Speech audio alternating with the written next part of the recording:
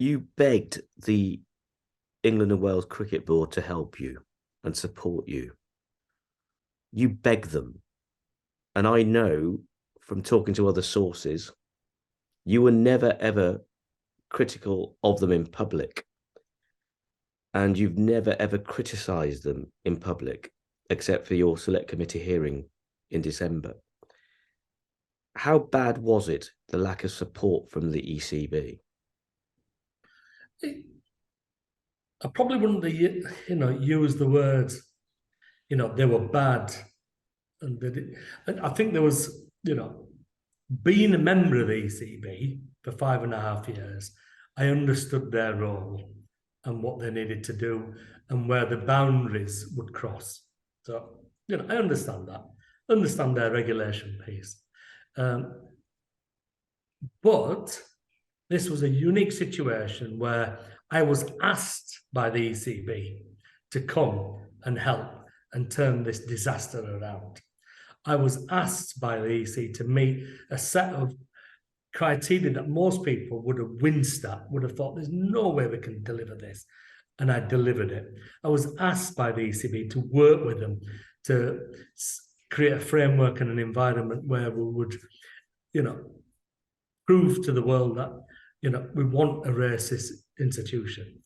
And I did all that. I was asked by the ECB to ensure some people who were there from the previous regime did not take part in that governance process. I'm very clear about that. So when I'm attacked for things that I've been asked to do, I've been attacked from all quarters where the ECB could have made a statement, could have come and supported.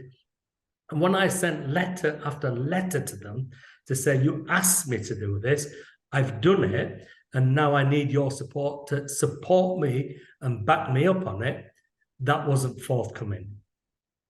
Now, whether that's me or somebody else, if that happens in the future, they're not going to encourage anybody else to go on this journey.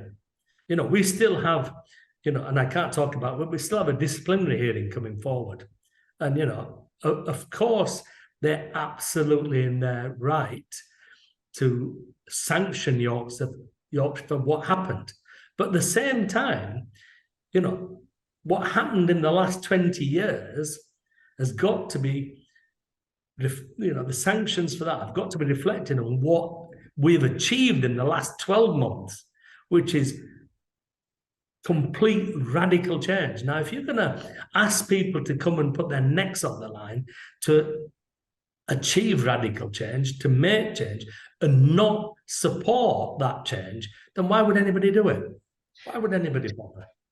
How do you feel about the lack of support? It was disheartening. There was a time where, and me, Barney, I love cricket. I sleep, eat, dream cricket.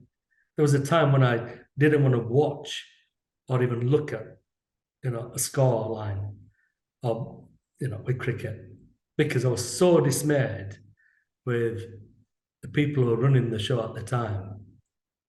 I'm trying to get a sense of how disappointed, how angry you felt that your former colleagues who asked you to do the job chopped your legs from underneath you by not supporting you, by allowing you to be traduced by lesser worthy people and the media who didn't want to accept the fact that the sport was in trouble, was institutionally, systemically, structurally racist. Yeah, disappointing is not the word. You'd have to times that by 10, I think is how I personally felt. And as you've said, I've never, criticised publicly or, want us to work in frameworks and that. But on a personal level, yeah, I was absolutely gutted that people. Would it be a sense of betrayal? Would it be a sense of betrayal? It would be a sense of betrayal, yeah. And you mentioned the media. We're clearly only talking a few media outlets. I think, to be honest, some of the big media outlets like the BBC or Sky or others were very fair in what they reported and what they said and did. and reported the good with the bad. There were some that just listened to a small group of people and reported bad.